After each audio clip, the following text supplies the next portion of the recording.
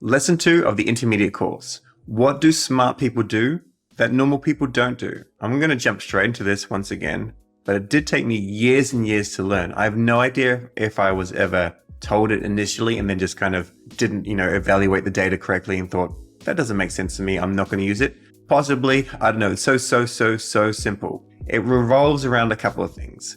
I think a smart person needs a few things in order to be really smart. 1, having an open mind. 2, not always thinking they are right. 3, learning every day, or at least like 6 days a week. And the 4th, but the most important thing, is a smart person can change their decision or change their view or thesis when they're presented with new data. So as soon as they get that new data, they can reevaluate it quickly in their mind, and then they can say, I was wrong about this, or I've now updated my thinking from this. And you see this all over the world.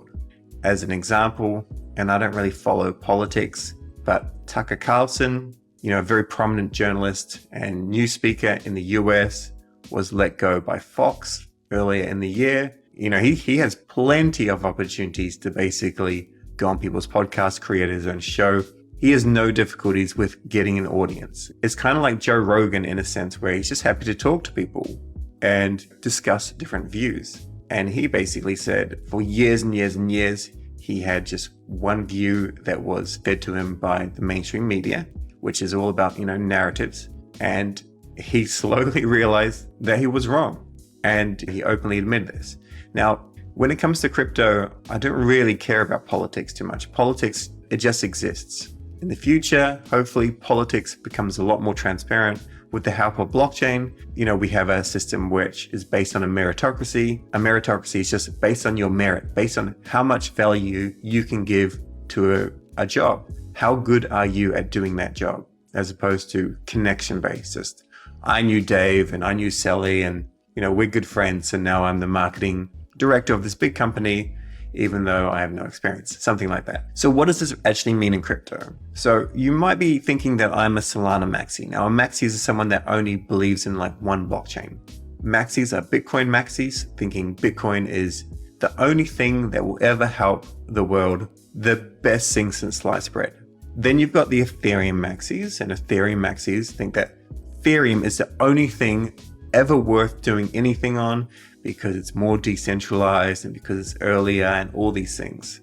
The reality is Ethereum, during a very, very busy time when lots of people want to use a network, it can still only do 15 to 18 transactions per second. And it's been like that for years. And at very, very busy times, it can cost you over $100 in transaction fees. I've seen it over $1,000 in transaction fees. So how can you scale the world onto this blockchain at that kind of rate? You can't. With Bitcoin, it's even less. You can't do as many transactions, although I do think it has a huge amount of value, just as I think Ethereum has a huge amount of value. So what my point is when you're on CoinDesk or on Twitter or anything like that, or watching influencers or watching educators, you can listen to their viewpoints and just evaluate it. There may be something that you don't like, but there may be something of value. And I found this hugely to be the case in like 2020, 2021, 2022, when I kind of thought that I knew everything. Now, I was already upgrading my knowledge and intelligence at an alarming rate just by being aware of the viewpoints, but it still took time. So as an example, Cardano, I'm not excited for, yet the price appreciated hugely. It appreciated based on, I believe, a narrative, which is like a story that you should lock up and stake your Cardano. And by doing so, the whole Cardano army kind of rallied behind this and the price appreciated. We also saw things with meme coins and other blockchains that did really well, and a lot of projects that did really, really well. We saw this with metaverse tokens, they shot up. So all my viewpoint here is, and I'll expand on it in another video, is when you're going through Twitter and all your sources, don't just discount things. Look and see if the person is smart in an area. They may discount Solana. That doesn't mean you should discount them. They may be building something epic, which could be open source. The code could be changed. It could be moved over to Solana. It could work really well.